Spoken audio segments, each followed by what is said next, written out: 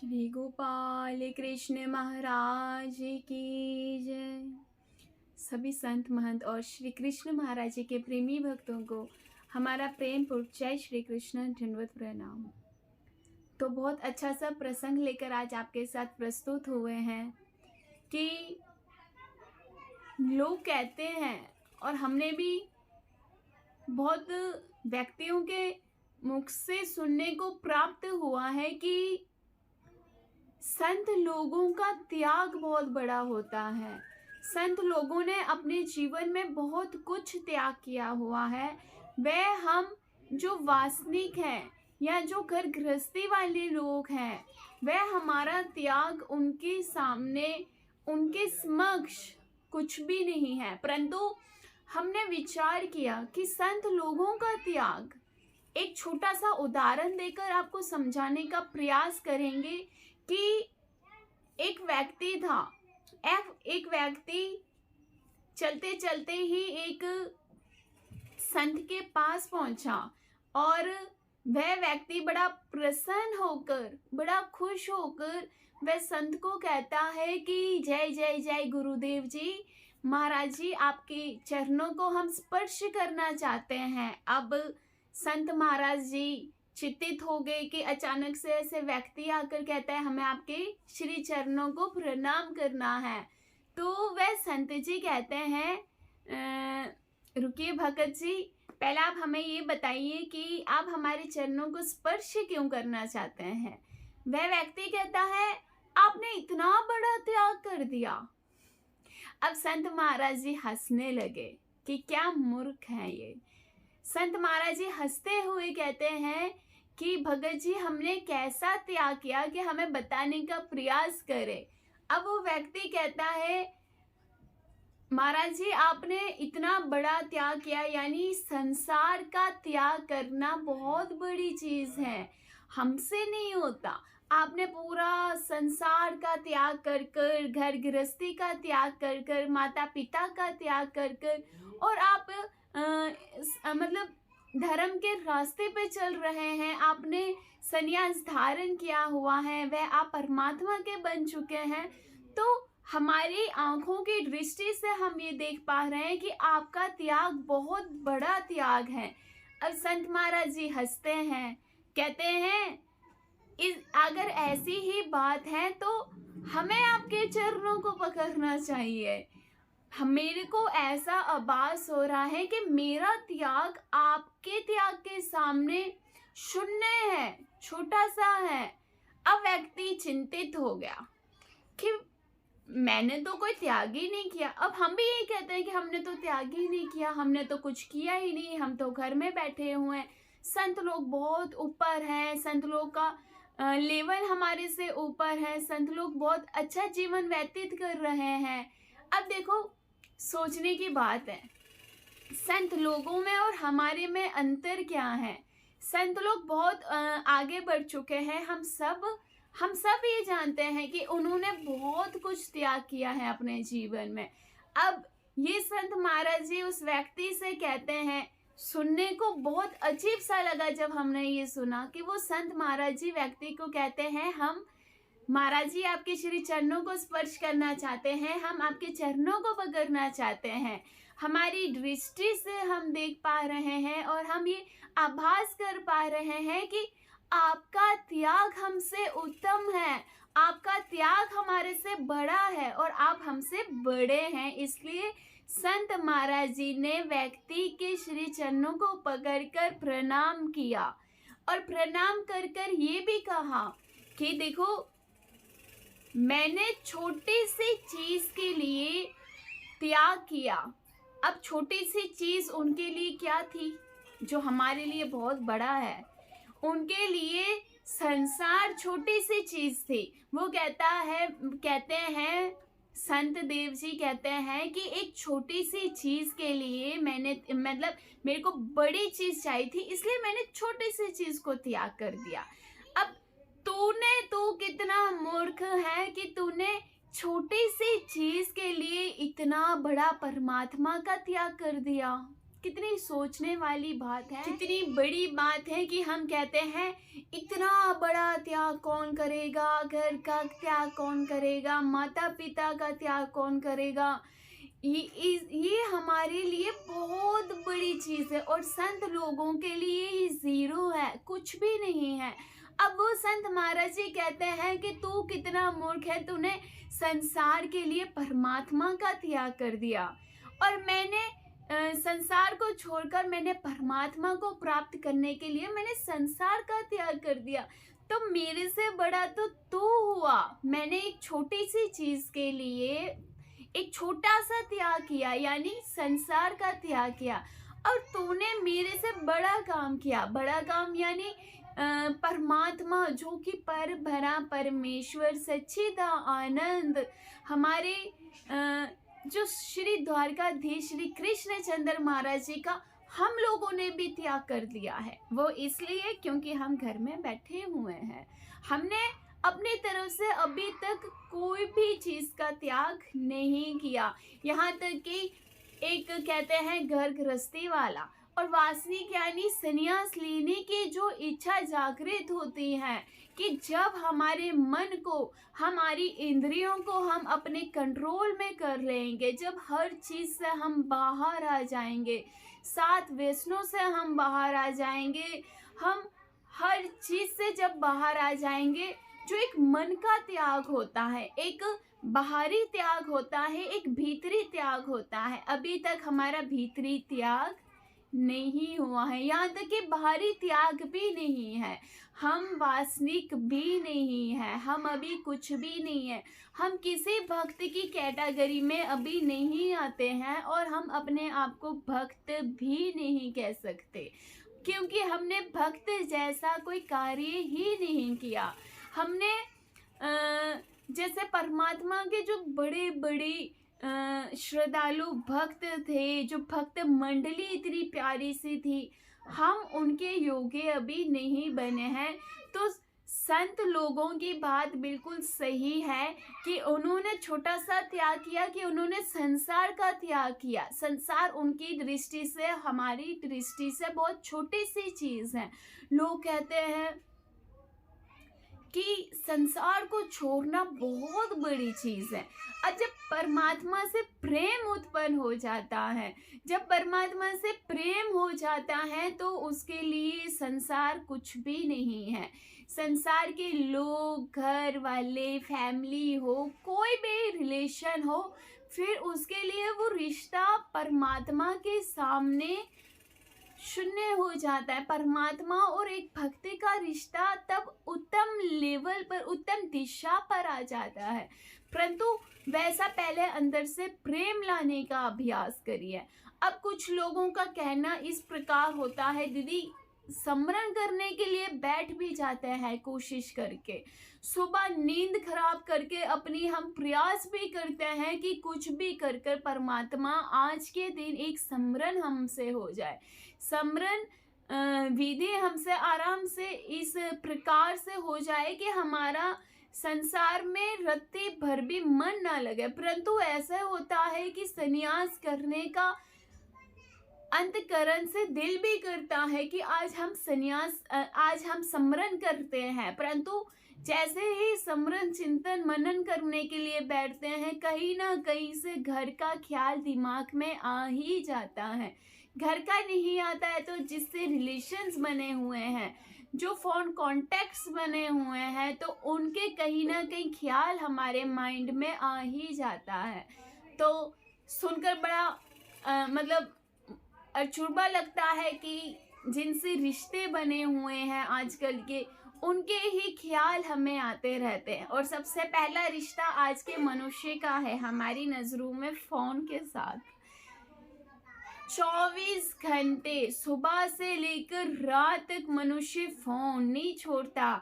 चाहे जग छूट जाए, चाहे संसार छूट जाए, चाहे कुछ भी छूट जाए, चाहे परमात्मा भी छूट जाए, लेकिन हमारा फोन ना छूटे। बस हमारे फोन से हमें बड़ा प्रेम है। देखो सुबह हुई, सबसे पहले क्या करते हैं? चाय नहीं पीनी, फ्रेश नहीं होना, स्नान इत्यादि भी नहीं करते। जैसे ही अमृत वेला होता है, सुबह होती है, जैसे ही आंखें खुलती हैं तो हम क्या करते हैं आप सब जानते होंगे। हमें कहने की आवश्यकता ही नहीं है, कहीं कोई नाराज ना हो जाए। हम भी ये करते हैं, हम आपकी क्या बात करें। कोई व्हाट्सएप के बिना रह सकता है, कोई स्टेटस देखने के बिना रह सकता है, देख ही लेते हैं, चाहे समय हो या ना हो, चाहे हम कहीं भी बैठे हुए कहीं बाहर हो। चलो 2 मिनट अगर हमें प्राप्त हो ही जाते हैं, फटाफट स्टेटस खोल देते हैं, किसने क्या डाला हुआ है, व्हाट्सएप देख लेते हैं किसका क्या मैसेज आया हुआ है। जब परमात्मा बार बार मैसेज देते हैं कि बंदे तो जाग, एक एक घड़ी, एक एक मिनट, एक एक क्षण तेरे लिए इतना कीमती है। और वो मैसेज क्या होता है, जब परमात्मा का सपना आता है, सपने में जब परमात्मा आके हमें याद दिलाते हैं कि तू भूल कैसे गया कि तुमने क्या वादा किया था मेरे से। अब परमात्मा से किए हुए वादे हम सब भूल चुके हैं। और संसार से जब हम एक प्रॉमिस करते हैं, जब एक वादा करते हैं, वो हम कितने अच्छे से निभाने की प्रयास करते हैं कि उसका अंतकरण दुखी ना हो जाए। उसके सामने हमने झूठ नहीं बोलना है जिससे रिश्ता होता है, कि उसको हमने दुख नहीं देना है किसी भी प्रकार का, चाहे मानसिक हो चाहे शारीरिक हो। हमारी तरफ से कोई कष्ट ना आए उस व्यक्ति को जिससे हम प्रेम करते हैं। हम पूरा अपने आप को उस पे समर्पण कर देते हैं। संसारिक लोगों से हम ऐसा प्रेम कर बैठते हैं, और जब परमात्मा से प्रेम करने की बात आती है, क्या आपको पता चलता है जो छोटे छोटे लड्डू गोपाल आपने घर में बिठाए हुए हैं, क्या कभी आपने यशोदा मैया की तरह उनको भोजन बना के खिलाया है? जैसे यशोदा मैया जी पीछे पीछे भागती थी कि लल्ला कि कुछ तो खा ले, मारती थी, प्रेम करती थी, हक जताती थी। क्या ऐसा हक जताते हो आप परमात्मा पे? जब आप परमात्मा को अधिकार बनाना चालू कर दोगे, जो आप रिलेशन में हक जताते हो ना, A to Z, सुबह से लेकर रात तक का आपको पता होगा कि वो व्यक्ति कहाँ है। दिखता नहीं तो 2 घंटे के लिए आप चिंतित भी हो जाते होंगे कि 2 घंटे हो गए, फोन नहीं आया, फोन नहीं आया, अरे कहाँ है, चिंता होती है। तो वो चिंता परमात्मा के लिए क्यों नहीं होती? वो चिंता, वो प्रेम ऐसा परमात्मा के लिए जागृत क्यों नहीं होता? क्यों? और संसार से जो हम प्रेम कर बैठते हैं ना, वो रिश्ता हम नहीं कह सकते हैं, कोई मोर नहीं है। किस आजीवन वो रिश्ता आपका उसके साथ निभ जाएगा। अगर चलो भगवान करे निभ ही जाए, लेकिन जो सच्चा सुख, सच्ची शांति जो परमात्मा के रिश्ते में और भक्ति के रिश्ते में है, वो सुख और वो शांति का आभास जब आपको आनंद आना शुरू हो जाएगा, जब आपको परमात्मा से प्रेम होना चालू हो जाएगा, जब आप परमात्मा की तरफ अपने कदम बढ़ाओगे। परमात्मा कहते हैं अर्जुन, श्रीमद् भागवत गीता में श्री कृष्ण महाराज जी ने एक बहुत अच्छा सा लाइन बोली थी कि तू सिर्फ कर्म कर, कर्म कर, यानी फल की इच्छा मत करना। और हम क्या करते हैं, अरे 3 दिन की भक्ति का हमने वीरा रखा हुआ है कि परमात्मा को जब हम वीरा समर्पित करते हैं कि परमात्मा हमने 11 दिन का, 3 दिन का, चाहे 1.25 महीने का कोई भी कार्य हो कि हमारा ये काम अटका हुआ है, आप पूरा कर देना, तो हम वीरा समर्पित करेंगे। ठीक है, बाई चांस आपका वो काम ना हो, 3 दिन, 11 दिन या 1 महीना, 1.25 महीना, वो अगर आपका कार्य रुक गया, आपका परमात्मा की तरफ से भरोसा ही उठ जाएगा। आप भगवान जी को मानना ही छोड़ दोगे कि 11 दिन हो गए हैं, 21 दिन हो गए हैं, 1.25 महीना हो चुका है, मेरा भगवान ने ये काम नहीं किया। अब भगवान ने ये काम नहीं किया, आपने 1 महीने में भगवान पे से विश्वास छोड़कर आप आगे बढ़ गए। कई लोग तो देवी देवता के मंदिर में भी चले जाते हैं, अरे परमात्मा को छोड़कर, परमेश्वर भक्ति को छोड़कर फिर कहीं और चले जाते हैं कि हो सकता है और देवता मेरे को ये चीज़ दे दे, और देवता मेरे को ये जो हमारी इच्छा है, हमारी वो इच्छा पूरी कर। तो हम उन लोगों से अरदास करते हैं और विनती करते हैं कि परमात्मा हमारे माता पिता हैं और हम उनके बालक हैं। माता पिता को पता है कि उसके बालक के लिए क्या अच्छा है और क्या अच्छा नहीं है। तो परमात्मा पे विश्वास ना करना, कहीं और किसी और मठ मंदिर में चले जाना, अपना धर्म बदल देना, यहाँ तक आप कदापि ये कार्य ना ही करें तो बेहतर है। देखो, इस सृष्टि में परमात्मा का हमें जो नाम प्राप्त हुआ है कलयुग के अंदर, हो सकता है आने वाले जन्म में हमें वो नाम मिले या ना मिले, कृष्ण महाराज जी हमें मिले या ना मिले, तो जो आज हमें मिल चुके हैं उसको हम संभाल कर क्यों नहीं रखते? उस नाम का हम मनन क्यों नहीं करते, चिंतन क्यों नहीं करते, ध्यान क्यों नहीं करते? लोग कहते हैं इतनी कंठी यानी माला, वो इस्कॉन वाले उसको कंठी कह देते हैं, हमारे मुख से निकल गया। तो हमने आज 11 माला की, आज हमने 21 माला की, आज हमने इतनी माला की। अगर तूने माला कर ही दी, अगर तूने परमात्मा का स्मरण कर ही दिया, तो लोगों को क्यों बता रहे हो कि आपने इतनी माला की, आपने इतना स्मरण किया? और जब आप नहीं करते, वो आप लोगों को नहीं बताते कि आज हमने इतना सिमरन ही नहीं किया, मैंने कुछ भी नहीं किया। और जब किया, हाँ आज तो मैंने इतनी सारी माला कर दी, तो लोगों को क्या दिखाना? जो सच्ची भक्ति होती है, जो सच्चा प्रेम होता है, वो दिल के अंदर छुपा के रखते हैं। वो भक्ति भी भीतर अंदर होती है। उनके चेहरे से पता चल जाता है कि ये परमात्मा का सच्चा भक्त है। उसकी वाणी से पता चल जाएगा आपको, उसको कहने की आवश्यकता ही नहीं है। परमात्मा के भक्त का रूप ही ऐसा होता है, परमात्मा के भक्त का तेज ही ऐसा होता है। और जो परमात्मा के भक्त होते हैं ना, हम कहें वो बड़े सीधे से होते हैं, बड़े भोले से होते हैं, उनको चतुराई नहीं आती, वो चतुर नहीं होते, चालाक नहीं होते हैं, वे बड़े भोले भंडारी से होते हैं। उनको ज़्यादा समझाना पड़ता है एक एक चीज़ को लेकर। वो है ना, पॉलिटिक्स वगैरह नहीं जानते, उनको सीधी मुंह पे बात करनी आती है और वो जो है स्पष्ट आपके मुख पे बोल देंगे। ऐसे होते हैं परमात्मा के भक्त। 1 मिनट में रो जाएंगे आपके किसी बात से।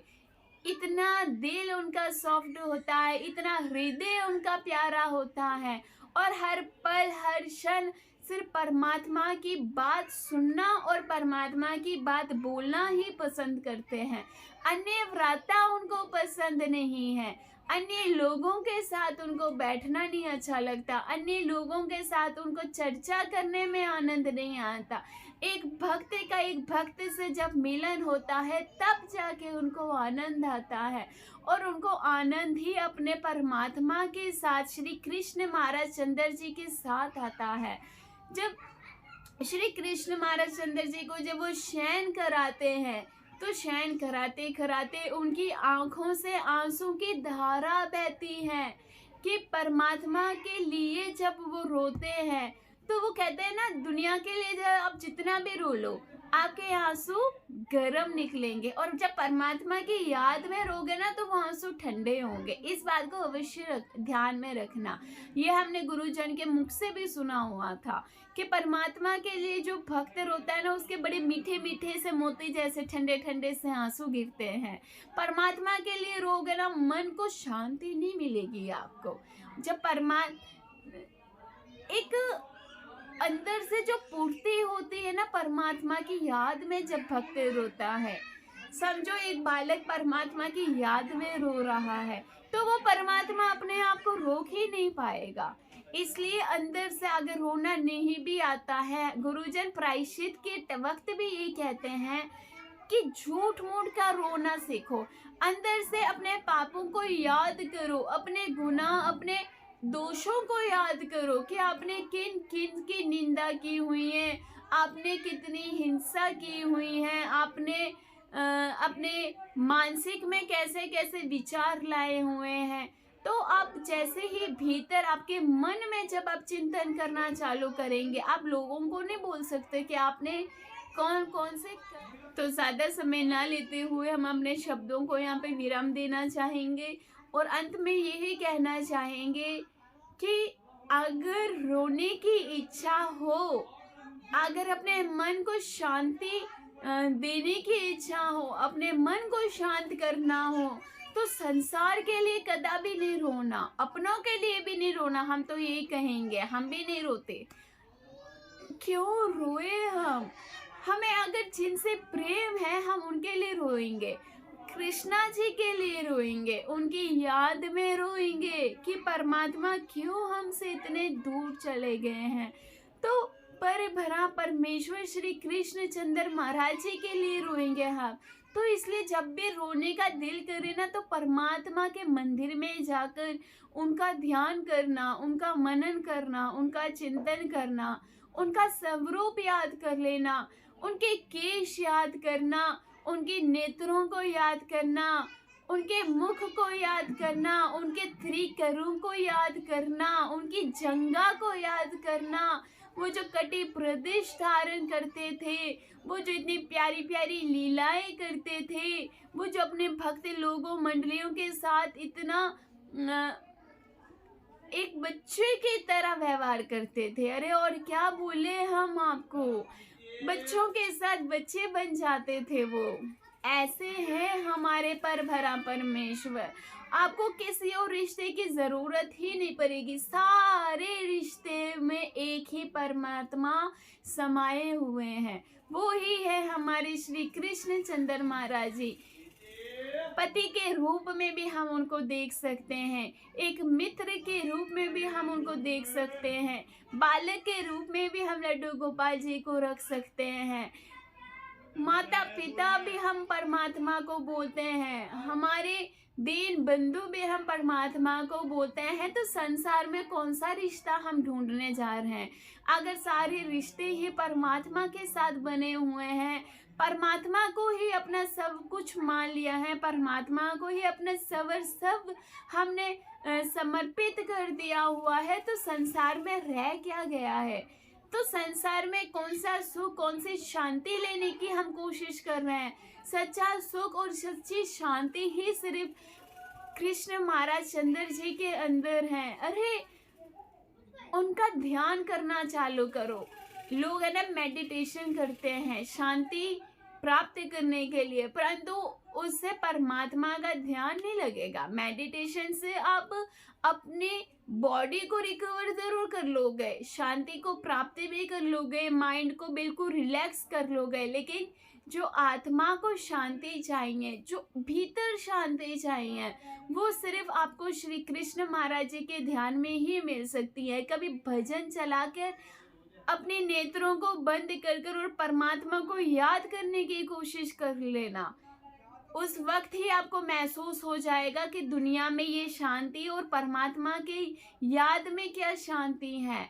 वो सुख आप, अगर आपको अपने जीवन को सुखी करना है तो सिर्फ परमात्मा की तरफ बढ़ने का अभ्यास करिए, मनन कीजिए, परमात्मा को बार बार जिद किया करो, परमात्मा को बार बार एक चीज के लिए तंग किया करो। एक बालक जब अपने माता पिता को एक ही चीज बार बार बोलेगा, मुझे ये चीज चाहिए, मुझे ये चीज चाहिए, वो एक ही रट लगाएगा, तो माता पिता भी पागल होके बोलेंगे इसको भी वो चीज दिला दो और स्यापा खत्म कर दो। रोज रोज उठ जाता है, पापा मुझे ये चाहिए, मुझे वो चाहिए।